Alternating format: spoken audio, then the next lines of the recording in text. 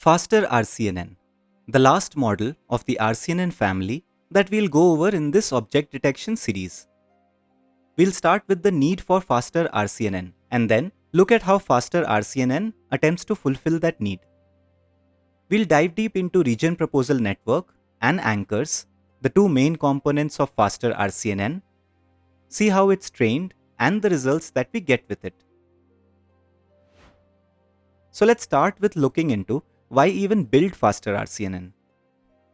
For fast RCNN, we saw that instead of taking all the selective search proposals and feeding them one by one through a CNN, we actually pass the entire image once to generate features for all proposals in one forward pass. These features were extracted using a new ROI pooling layer and coordinates of the proposals and the feature map of the image. The proposal features were then fed to the prediction layers to get class prediction and box transformation prediction for each of these proposals. And because of the reduced time per proposal for predictions, we ended up seeing a detection speed improvement where for RCNN, the proposal predictions took around 47 seconds. For fast RCNN without SVD, it took about 320 milliseconds.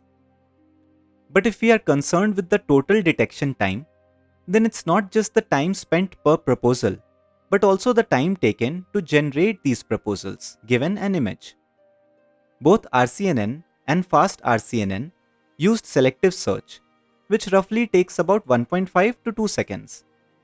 Because of this, the total detection time is 49 seconds for RCNN and 2 seconds for fast RCNN. When we were trying to improve the speed of RCNN, it made sense to tackle the proposal prediction part.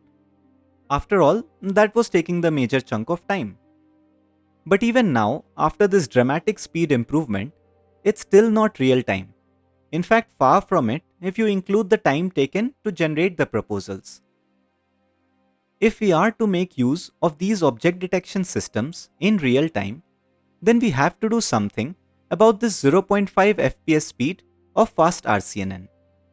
And moreover, now it's not the per proposal prediction, but rather the proposal generation that we should be concerned with, because that's the bottleneck for speed.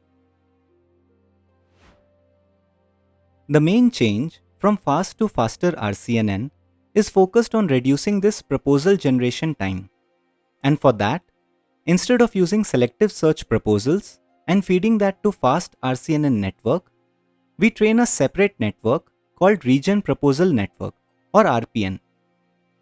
The responsibility of this RPN is given an image, generate regions which possibly contain an object. So basically, the responsibility that selective search was fulfilling. And then rather than feeding selective search proposals to ROI pooling layer, we'll pass these RPN generated proposals to ROI pooling. So let's get into more details of this region proposal network. We know that given an image, it's supposed to generate proposals. In fact, these are actual proposals generated by a pre-trained RPN. And if we look at some samples, we can see that these are indeed regions which contain an object of interest. Since we need to generate proposals, no matter where and how small the regions containing the objects are, this is something for which we need to kind of scan the entire image. A possible approach, just like what we had seen in RCNN to solve detection, is to take crops belonging to these sliding window regions. And like in detection, we can pass these crops to a network and predict classification and regression scores for these cropping boxes. For proposal generation, we just need two classes, object or not object, so foreground or background. And the regression values will modify the crop to better fit the object that that region contains. But this approach obviously won't work for the same reason as before. You need to slide throughout the width and height of the image and also cater to crops of different size and aspect ratio, which bumps up the computation cost to a very high value. How about instead of using sliding window to take crops, we instead pass this image to some convolutional network, take the feature map output and do this sliding window operation on this feature map. Assume your window size is n cross n, and let's take n equals 3, as that is what the authors ultimately used. Then these sliding windows would be able to give us features for region of the image within the window. And we can use that to decide if the region contains an object or not. This sliding window can simply be implemented as a convolutional layer. So what have we achieved by this? Well, if your final feature map is 10 cross 10, then you have extracted features for 100 boxes, and you can use them to predict if any of these 100 boxes contain an object or not. And because of the parameter sharing of convolutions, it's not even that costly. To proceed further, let's focus on this center window. Then applying the 3 cross 3 kernel on this, we would get an output of 1 cross 1 cross C, where C is the output channels used for the 3 cross 3 convolution. So this is the feature representation for the region contained within the red box of the image. But all we have done is generate features for regions of one size, of square shape or aspect ratio 1:1. And to detect objects of different size and shape, we need to cater to regions of different sizes and aspect ratio. This is the purpose for which the authors introduced the concept of anchor boxes. At each location, we make multiple predictions rather than just one. These multiple predictions are for multiple anchors, which are nothing but reference boxes. Let's understand this in detail.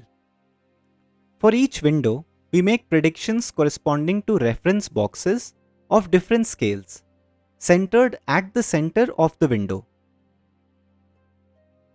This 1 cross 1 cross C dimensional feature, which was our 3 cross 3 convolutional output for this red window, will be used to predict if an object is present within each of these 3 different scaled boxes. We also make predictions for boxes of different aspect ratios.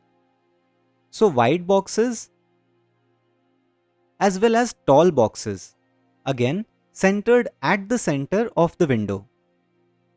This is beneficial because for predicting person, we would usually need tall and thin box. But for predicting car, we could need a square box. And for maybe predicting the wheels, we need square boxes, but of significantly smaller scale. So the convolutional output for this window will be used to make predictions for multiple reference boxes or anchors, catering to different scales and aspect ratio. And it will be used to predict if those reference boxes contain an object or not, and also transform those anchor or reference boxes to tightly fit the object that it contains. As an example, this window, and with anchor boxes of 3 scales and 3 aspect ratios, this window's convolutional output will be used to decide if any of these boxes contain an object or not, where the boxes in blue are boxes of larger size, green boxes are boxes of little bit smaller size, and the red boxes are the smallest reference boxes. One thought might come up naturally that this convolutional output is giving me features for this region. So how can we use it to decide if, say, this larger box contains an object or not? Well, the same way how when you see these 3 parts of objects, you can roughly guess the box that will be fitting the person and the car. So a part of the object was enough to give you an idea of the extent of the object. Hence the features corresponding to windows that cover only a part of the object should be useful to make a decent guess that whether the reference box, which can be larger or smaller, contains an object or not. And how should that reference box be modified to better fit the contained object. And remember, these proposal boxes are not final boxes. Since as part of Fast RCNN, we anyways were regressing the selective search proposal boxes. And now we would be regressing the RPN predicted proposal boxes. So all we really need from RPN is a decent guess and not an accurate box prediction. Now, let's see how this convolutional output for each window is used to generate proposal predictions for all anchor boxes centered at that window. We would run this convolution on all the 3x3 windows. So the output of this would be of shape C cross H cross W, where C is the output channels of convolution, and each grid cell is the feature representation for the corresponding 3x3 window. After passing this through an activation function, we use 1x1 convolutions on this to generate our predictions. Specifically, we use two such convolutional layers. One has an output channel of 2K, which are meant to be the foreground and background score predictions for each of the anchor boxes at each window location. So 2 predictions for K anchor boxes for each location. The authors implement objectness as a 2-class softmax layer, hence 2K. We could also just have K outputs, where each output is a probability of region containing an object, using a sigmoid. The other 1x1 convolution is of 4K output channels. These are the 4 transformation parameters that the network predicts. Basically, the transformation that each of those K reference boxes must undergo to better fit the underlying object. And same like objectness, you will have 4K output values for each location of the feature map. Because at every location, we are predicting transformations for K anchor boxes. For the transformation, the authors use the same transformation parameterization as in Fast RCNN. A typical image that the authors use during training will be of 1000 x 600, and the network that they use for generating feature map has stride 16, making the final output feature map to be roughly 60 x 40. The authors use 3 scales and 3 aspect ratio to generate these reference boxes. This gives us 9 anchor boxes at each of the 60 x 40 locations, leading to roughly 20,000 anchor boxes for the entire image. But a lot of these boxes will have regions outside the image boundary, and when you remove them, which the authors do during training, you are left with 6,000 boxes. So our region proposal network will have some kind of backbone CNN, and post that we will have a 3x3 convolution layer, and after that 1x1 convolutions to generate 2K objectness classification scores for each location and 4K box transformation parameter predictions for each location. Our RPN and Fast RCNN both have a set of convolutional layers. For Fast RCNN, we had seen that after the last convolutional layer, there is ROI pooling, and then few FC layers to predict classification and box transformation parameters. Earlier Fast RCNN received proposals from selective search, but in Faster RCNN, the detection network, which is just Fast RCNN, receives proposals generated by RPN instead. The authors also show that actually having both RPN and Fast RCNN share the convolutional layers gives not only speed improvement but also better detection accuracy. In this scenario, first the feature maps are generated using shared convolutional layers, then RPN specific layers are used to generate proposals, and then these proposals are passed to the detection specific part of the network, which using ROI pooling on the feature maps produces detection predictions for the proposals that were generated by RPN. We will next look into training Faster RCNN. Let's first talk about how RPN is trained. We have predictions for anchor boxes generated across the image, and each of these anchor boxes need to be assigned a ground truth label of being a foreground or background category, and also ground truth transformation parameters. The way we do this assignment is given the ground truth boxes, all anchors that have IOU greater than 0.7 is given a ground truth label of foreground. Because this 0.7 value is a very high overlap, usually this means anchor boxes that are closer to some ground truth box in both scale and aspect ratio gets marked as foreground. The anchor boxes with less than 0.3 overlap are given a target label of background. Let's just see only a sample of those to get a better sense.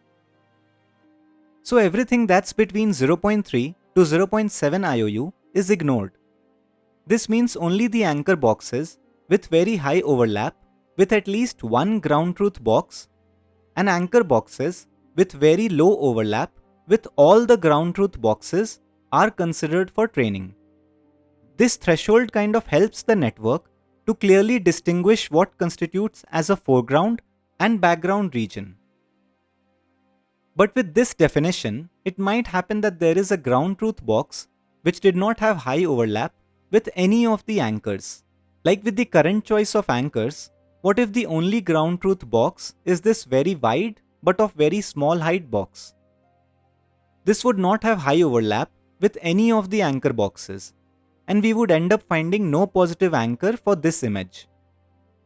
To avoid these cases, the authors add an additional term to the list of positive anchor boxes, and these are those which have maximum overlap with the ground truth box, even if that overlap is less than 0.7. Now we have our dataset of images and RPN. Similar to Fast RCNN, we first sample n images, and here the authors use n equals 1.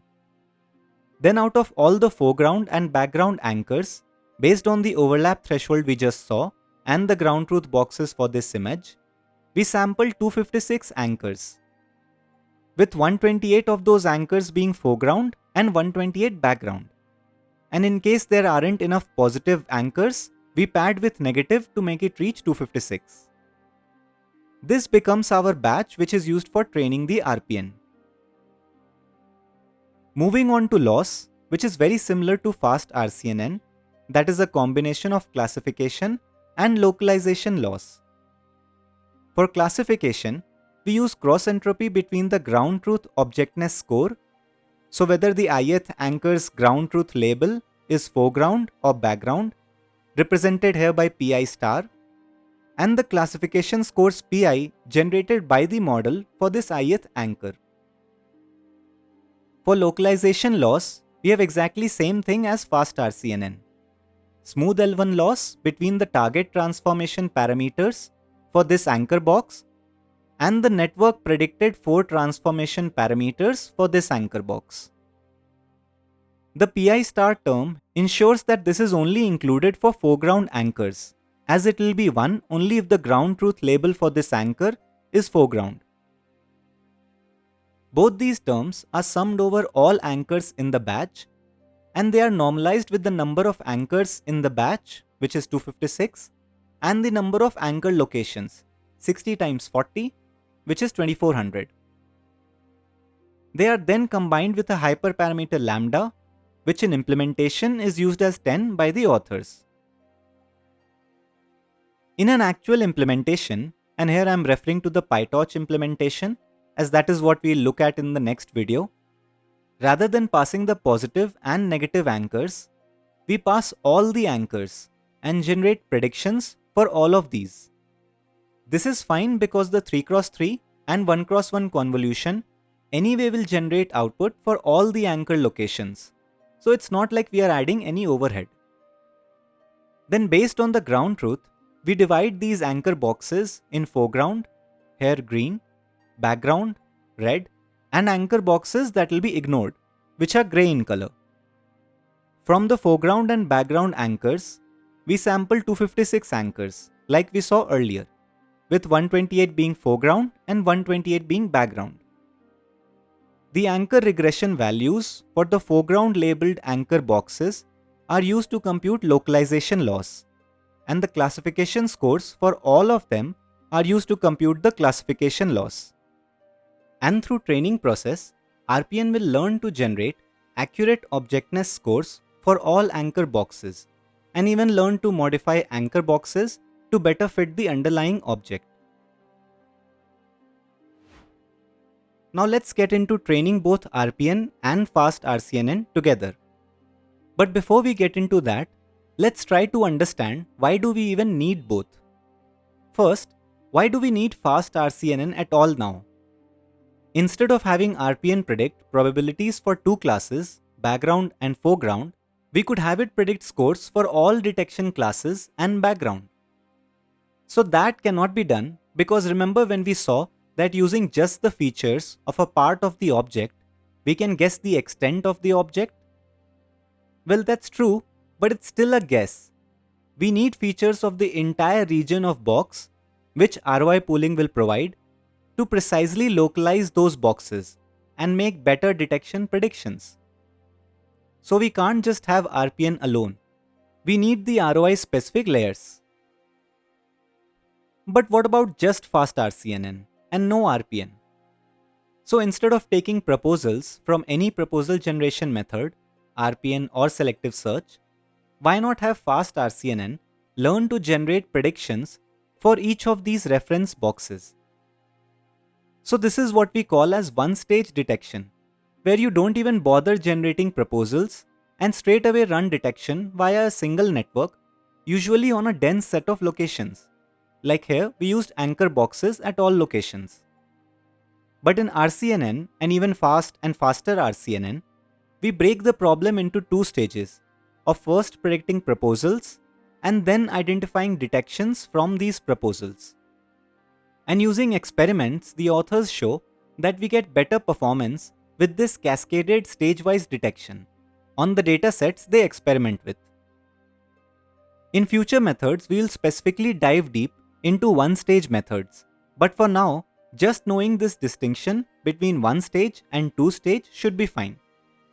Now back to training both of them together. When we have separate networks, we can just train RPN like we saw earlier. And the separate Fast RCNN network can be trained using steps we covered in the last video. In this section, we'll see how both RPN and Fast RCNN can be trained when their convolutional layers are being shared. One approach could be to jointly train both the networks. So we have the shared convolutional layers, RPN specific layers, and Fast RCNN specific layers. The convolutional feature map is used by RPN specific layers to generate scores and regression values for all of the anchor boxes at all locations. The regression values are then applied to these anchor boxes to get Fast RCNN training proposals. For Fast RCNN, these will be treated as fixed pre-computed proposals, just like selective search generated proposals. We'll see later how these will be used. For RPN training, we assign ground truth label to these anchor boxes based on overlap and only keep anchor boxes with overlap less than 0.3 or greater than 0.7. And remember, we only sample 256 from these, 128 from positive and 128 from negative. Predicted anchor objectness scores and regression values and the ground truth assignments of these sampled anchor boxes are used to compute the RPN loss. On the detection side, the proposals might have a very high overlap between them. So in implementation, we actually filter these further, using non-maximum suppression based on the objectness scores predicted by RPN. And after that, we only select top K proposals. The authors during training set this value as 2000.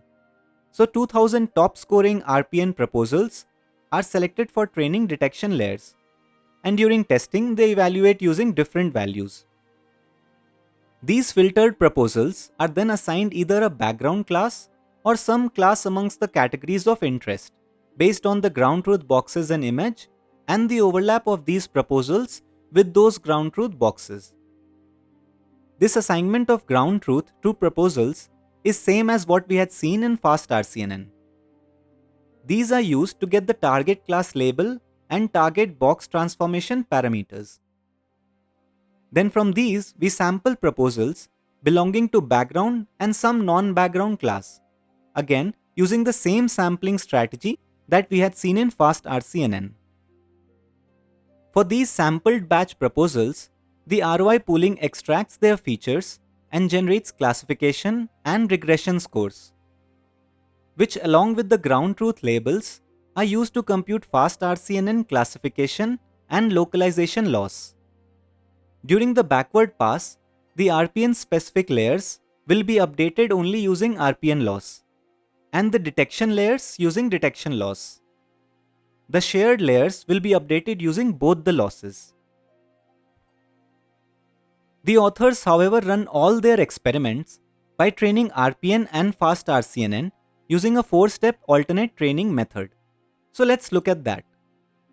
As the name suggests, the entire training is performed in 4 stages. And to start with, we have different networks, as in different convolutional layers for RPN and Fast RCNN. In the first stage, we just train RPN. And same as before, the sampling strategy and the losses are used to have RPN learn to generate proposals given an image. In stage 2, we now just train Fast RCNN. And it's entirely a different network from RPN, again trained using the same steps that we saw in Fast RCNN video. But the proposals are extracted from the trained RPN network from stage 1. In experiments that we will see later, this is what is called unshared version of RPN plus Fast RCNN. Then in stage 3, we use the convolutional layers of Fast RCNN, which have been fine-tuned for detection, as the convolution layers of RPN that we had trained from stage 1. Then we fine-tune only the RPN specific layers using the RPN loss. The shared convolution layers are frozen. Then in stage 4, this exact same step is done for detection specific layers. Everything else is frozen and the proposals generated are from stage 3 fine-tuned RPN. So why have the convolution layers shared? One benefit that immediately can be observed that your inference time will be lesser, as image to feature map computation would only be done once. In the unshared case, you would have done it for RPN and again for Fast RCNN. But there could be an accuracy benefit as well, because intuitively, the features that enable me to distinguish whether a region is car, person or background might assist me to do better at predicting if a region is foreground or background. And this is indeed what we will see in results, where between the unshared network at stage 2 and the network with shared convolution layers from stage 4, the latter leads to a higher MAP. Which brings us to our next section, that is the results of detection using faster RCNN. For the experiments, the authors used 2 different CNN architectures, VGG16 and another model of lesser depth and parameters, ZFNet. For anchors, the authors used boxes of 3 scales with box areas of 128, 256 and 512 square pixels. For each, they further used 3 aspect ratios of 1:1, 1:2 and 2:1. So altogether 9 reference boxes for each location. We saw that for detection network training, after proposals were generated, we use NMS, for which the authors used a threshold of 0.7. And then we select top K proposals. And during training, the authors used the value of K as 2000. The first result that we would look is the detection time. After all, that was the main motivation of faster RCNN. So we had seen in previous video, for fast RCNN with VGG16, the conv layers were taking about 140 millisecond. Selective search proposal generation takes about 1.5 seconds. And region-wise layers took about 174 milliseconds, which is ROI pooling, FC layers and all that. This was without SVD. So time after proposal generation for fast RCNN was 320 milliseconds, and then for total detection time, once you add the proposal generation time as well, you have roughly 2 seconds. And this was when images of dimension 1000 x 600 were fed to the network. For faster RCNN with VGG16, the conv layers take the same time, but the proposal generation part, and this is the RPN specific layers, so the 3x3 and 1x1 convolutions, they take only about 10 milliseconds. And because the conv layers are shared, that means proposal generation additionally only adds about 10 millisecond overhead compared to the 1.5 seconds of selective search.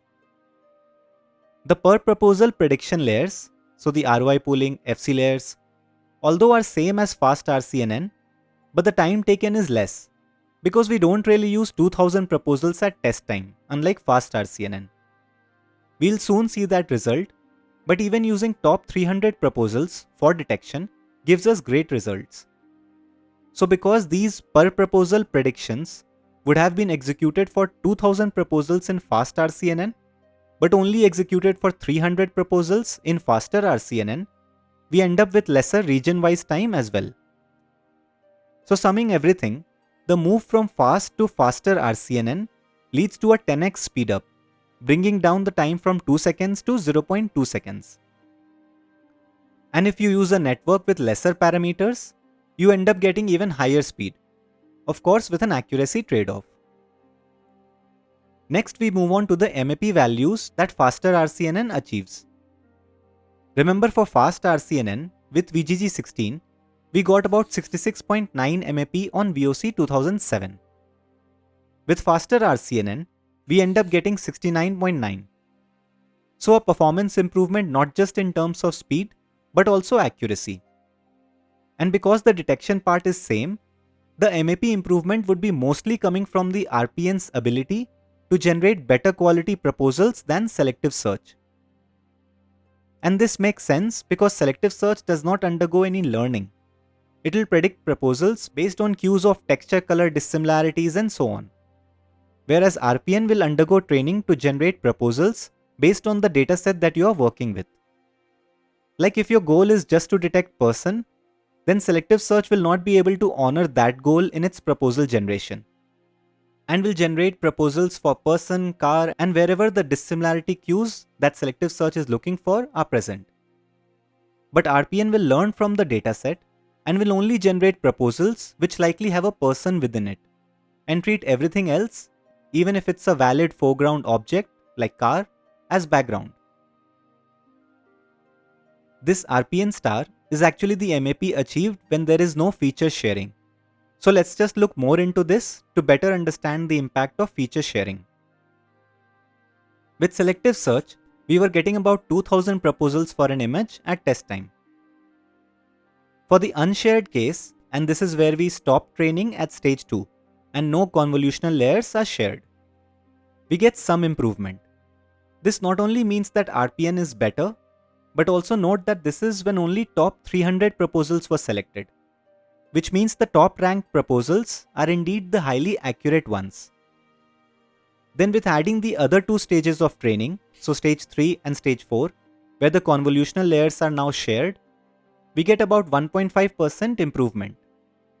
This improvement is solely from using convolutional layer features that were fine-tuned for detection for proposal generation.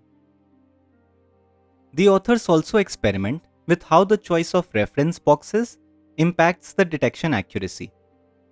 And they find that on VOC 2007 dataset, using single aspect ratio and scale boxes is not enough to beat Fast RCNN. We get lesser accuracy. But increasing only the number of aspect ratio of boxes leads to a performance improvement. And increasing both number of scales and aspect ratio gives the best result. The final result that we are going to look is a bunch of ablation experiments that the authors perform, specifically on RPN. And for this, they use ZFnet. So this is the Fast RCNN baseline. And the lesser MAP is because we switched from the very deep VGG16 to ZFnet. EB is edge boxes, which is another method for proposal generation. This is the result for Faster RCNN with RPN instead of selective search to generate the proposals. And we are only selecting top 300 proposals at test time. Using this, we get 1% improvement in terms of MAP over Fast RCNN. And we had already seen that disabling feature sharing drops the accuracy with VGG. And the same is with this architecture as well. For this block and all the results below, the authors trained Fast RCNN on selective search proposals only. but at test time use RPN generated proposals. So it's like Fast RCNN, except only at test time we use RPN. Hence there will be a slight difference in the kind of proposals the detection network gets to see during training versus testing. These 4 results are what accuracies we obtain by varying the number of proposals at test time, right from just 100 to using 6000 proposals and disabling NMS. Couple of things are interesting here. One, that even with just 100, the MAP is not terrible, which again reinforces that the top K proposals kind of represent K most accurate ones. The first 3 of the highlighted results have NMS, and the last one doesn't. So only using top 100 proposals after NMS is similar in performance as using 6000 proposals without NMS, meaning that NMS does not harm the detection accuracy. And the lesser number of proposals allows us to achieve faster detection. Then we see what happens if no CLS layer is used in RPN. And note that if no CLS is used, then that also means no NMS is used, because we don't really have class scores to use for identifying high confidence versus low confidence proposals. So we just randomly select 100, 300 or 1000 proposals to compute the MAP for each case. When we are selecting 1000 proposals randomly, the performance drop is not huge, because chances are you would get the accurate proposals within that subset. But if we are going to select smaller number of proposals in an attempt to achieve faster detection, we need CLS scores. From the performance drop when selecting 300 proposals with and without CLS, it's clear that high CLS scores account for highly accurate proposals, and this drop is furthermore significant when we are just selecting 100 proposals.